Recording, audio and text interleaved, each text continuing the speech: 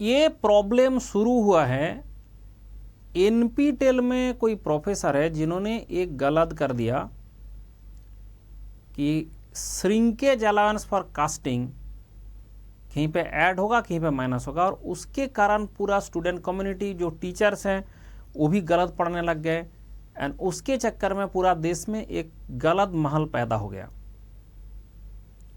तो करेक्ट क्या है?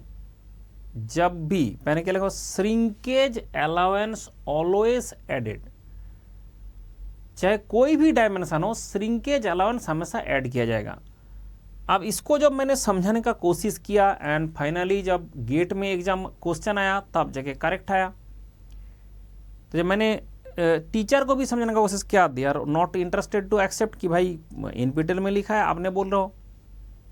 तो मैंने सबको समझाने के लिए ये एक इस्तेमाल करता हूँ सिस्टम। ये होता है कि एक बुलॉक कट, ठीक है, दिस। आप बताइए कि ये जो बुलॉक कट का व्हील है उसमें आयरन का रिंग कैसे चढ़ा जाता है? पहले हम इसका जो आयरन, पहले तो ऐसे फ्रेम बनाता है लकड़ी का, उसके बाद आयरन का रिंग को गर्म करते हैं। गर्म करने के बाद उसका इनर डायमीटर बढ़ता है, और जब इनर डायमीटर बढ़ता है तब हम इसको फिट करते हैं। यही तो कॉन्सेप्ट है। मतलब आपने जैसे इसका गर्म करेंगे तो ये जो आयरन का रिंग है उसका इनर डायमीटर बड़ा होगा, और जैसे ही बड़ा होगा तो आपका आयरन का लकड़ी का फ्रेम उसमें आ जाएगा, वुड फ्रेम। और वुडन फ्रेम जब आ जाएगा फिर आपका टेम्परेचर डाउन करोगे तो आपका इनर डायमीटर कम होगा, तो इसको तेजी से पकड़ लेगा, तब जाके आयरन का रिंग खोल के नहीं जाएगा। If this is the concept, तो आपको पता चल रहा है कि टेम्परेचर इंक्रीज करने से inner diameter of the iron ring, iron का जो रिंग है जिसको हमने हीट किया उसका इनर डायमीटर टेम्परेचर बढ़ाने से बढ़ता है और टेम्परेचर घटाने से घटता है। ये आपको दिखाई दे दिया, और बचपन से हम इसको इस्तेमाल भी कर रहे हैं।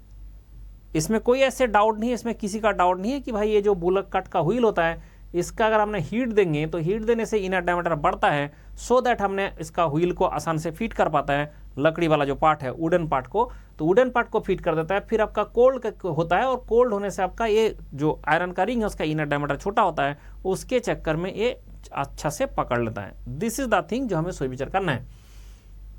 अब इसी कॉन्सेप्ट को यूज करके इसका आंसर आ जाएगा जो अभी हमने बोला। अभी जो मैंने बोला उसका इस सेम कॉन्सेप्ट यूज करो, और सेम कॉन्सेप्ट यूज करने से आपका आंसर आ जाएगा। तो सबसे पहले एक बोलता है कि चलो हमें एक प्रोडक्ट बनाना है जिस प्रोडक्ट का डायमेंशन है, जैसे ये हमारा प्रोडक्ट है, ये प्रोडक्ट का डायमेंशन है कि मुझे तो बनाना है inner diameter 100 millimetre and outer diameter आपका 200 millimetre. Inner diameter 100 millimetre, outer diameter 200 metre. ये हमारा प्रोडक्ट है, रूम टेम्परेचर में प्रोडक्ट है।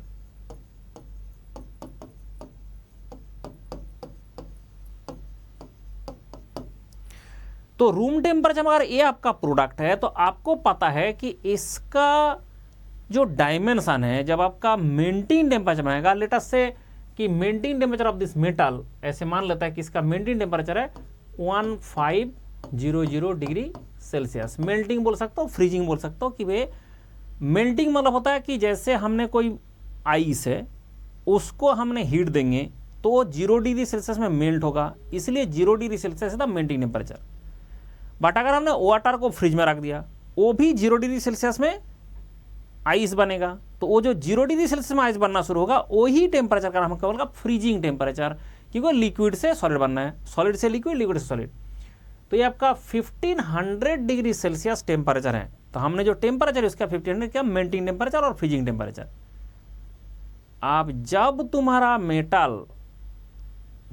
तुम्हारा मेटल सॉलिडिफाई होगा तो उसका टेम्परेचर कितना होगा सर? सॉलिडिफाई होगा तो उसका टेम्परेचर 1500 डिग्री होगा।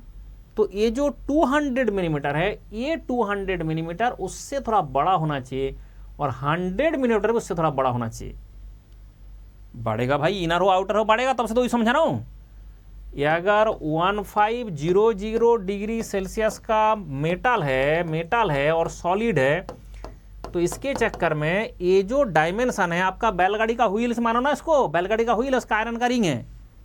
अब ये जो आयरन का रिंग होगा तो ये जो आपका आयरन वाला रिंग है उसका क्या होगा सर, उसका इनर डायमीटर भी बढ़ेगा आउटर भी बढ़ेगा, उसमें क्या बात है, इनर डायमीटर भी बढ़ेगा आउटर भी बढ़ेगा। कितना बढ़ेगा सर, हमें पता है एल अल्फा डेल्टा टी, तो हमें पता है कि इसका जो बढ़ेगा, तो ये जो चीज़ है इसका डायमेंशन बढ़ गया। आपका 100 मिलीमीटर था, मैंने देखा 100 से प्लस हो गया, मान लो 1 मिलीमीटर, मान लो 1% बढ़ता है, मैंने ऐसे एज्यूम किया कि आपका जो एक्सपेंशन होगा 1% फॉर दिस। अगर बढ़ गया तो आपका ये जो इसका डायमेंशन है वो आपका 200 था, कितना होगा 202 मिलीमीटर, क्योंकि 200 + 2। अब सवाल ये है कि 1% इज द अलाउंस। अगर मैंने मान लिया 1%, that is equal to L alpha delta T से होता है, हमने मान लिया दैट इज इक्वल टू 1%। तो for the easy calculation, for easy understanding, sir 100 को आपने 101 करेंगे और 200 को 202 करेंगे।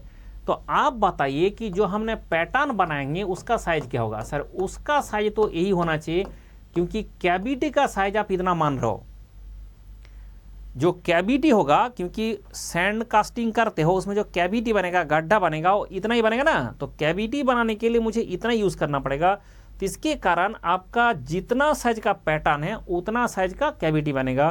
तो मुझे इतना साइज का कैविटी चाहिए, तो मुझे पैटर्न कितना करना पड़ेगा सर, पैटर्न इसी साइज का करना पड़ेगा।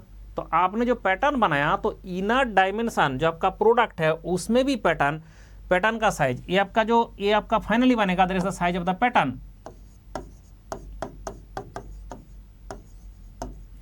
तो जो साइज ऑफ द पैटर्न है उसके कारण ये जो आपका 100 मिलीमीटर है वो 100 मिलीमीटर आपका 101 करना पड़ रहा है, और ये आपका जो 200 मिलीमीटर है 200 को 202 का 202 करना पड़ रहा है। मैंने 1% बढ़ा रहा हूँ, 1%।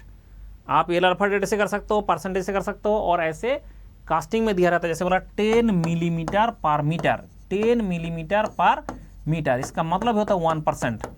तो ऐसे अगर कोई डेटा दिया जाए 10, 20 जो भी दिया जाएगा हम उस हिसाब से करेंगे। करके हमने बोला देखिए कि ये जो आपका इनर डायमीटर है उसमें भी हमें जोड़ना है, और जो आउटर डायमीटर है उसमें भी हमें जोड़ना है, कहीं पे इसमें माइनस नहीं होता है। तो कभी भी अगर आपको पूछा जाए कि भाई ये क्या होता है, तो मैंने पहले लिख दिया कि कास्टिंग में जो अलाउंस होगा, कास्टिंग में जो भी अलाउंस होगा वो क्या होगा, श्रिंकेज अलाउंस ऑलवेज एडेड, चाहे इनर हो आउटर हो, डायमीटर हो डायमेंशन हो। तो ये आपका जो है यार श्रिंकेज अलाउंस है, इट इज इनर और आउटर,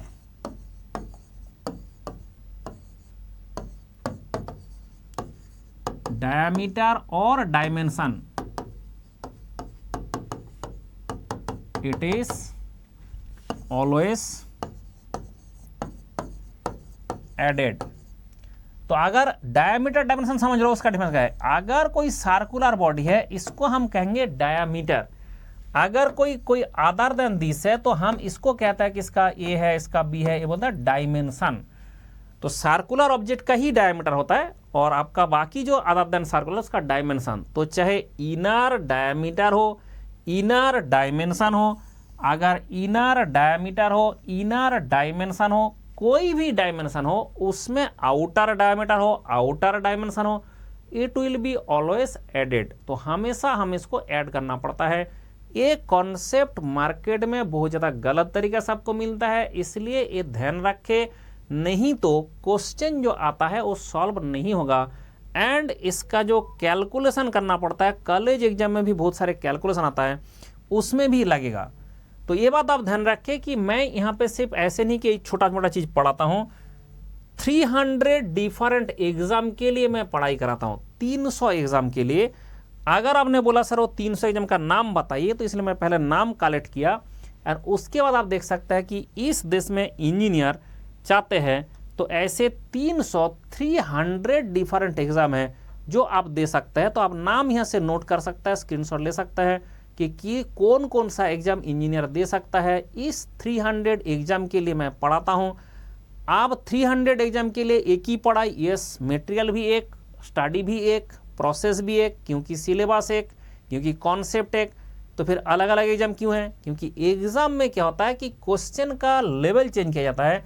कभी गेट का एग्जाम होगा तो एक क्वेश्चन का 3 मिनट लगेगा, उसके लिए आपका क्वेश्चन थोड़ा कैलकुलेटिव दिया जाएगा, लेकिन वही फॉर्मूला जिससे आप कैलकुलेशन कर रहे हो डायरेक्ट वो फॉर्मूला आ जाएगा कि इसमें डायरेक्ट वही फॉर्मूला का क्वेश्चन आ जाएगा आपका, फॉर्मूला ही आ जाएगा, नॉट ओनली क्वेश्चन, फॉर्मूला ही आ जाएगा। वो किस में आ जाएगा ना, तब आ जाता है आपका गेट एग्जाम में। तो हमें जो पढ़ाई करना होता है उसके लिए एक साथ अगर हमने 300 एग्जाम का पढ़ाई कर ले तो वो सबसे आसान है और सबसे अच्छा भी है। इसलिए आपको क्या करना है कि अगर आप चाहते हैं कि ये ज्वाइन करे, मेरा कोर्स ज्वाइन करे और सरकारी नौकरी का सपना पूरा करे, तो ये आपका 8,999 रुपीज़ है, जो आपका 900 रुपीज़ पर मंथ है, इसमें आप ज्वाइन कर सकते हैं। मेरा कोड खुसरो लगाए एंड आप ज्वाइन करें, मेरा ये वर्कशॉप जरूर ज्वाइन करें, जो आपका बुक योर सीट, क्योंकि इसमें सबका एलिजिबल नहीं है, तो आप अभी से सीट बुक कर सकते हैं। QR कोड स्कैन करें।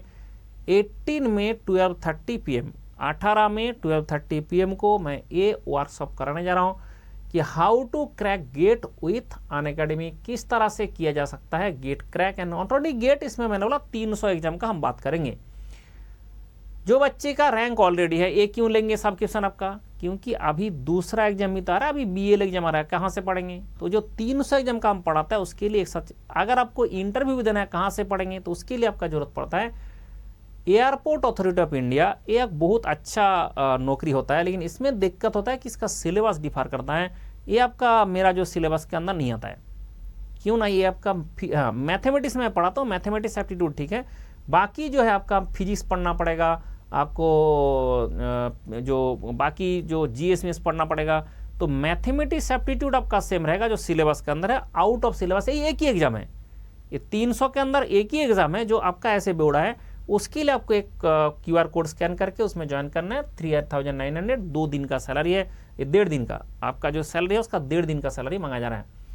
श्रेष्ठ बैच है, अनअकैडमी में देख सकते हैं, देश का सारे टॉप एडिटर आपके साथ है। एंड कास्टिंग मैंने शुरू किया, कुलकर्णी सर ने शुरू किया। थर्मोडायनेमिक्स ये श्रेष्ठ बैच है जो 4th year and pass out student के लिए होता है।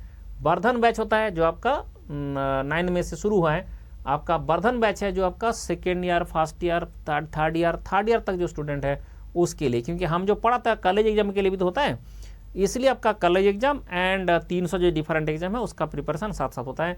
ये आपका लेकिन 1st year, 2nd year, 3rd year के बच्चे, उसमें भी मैंने कास्टिंग ने शुरू किया।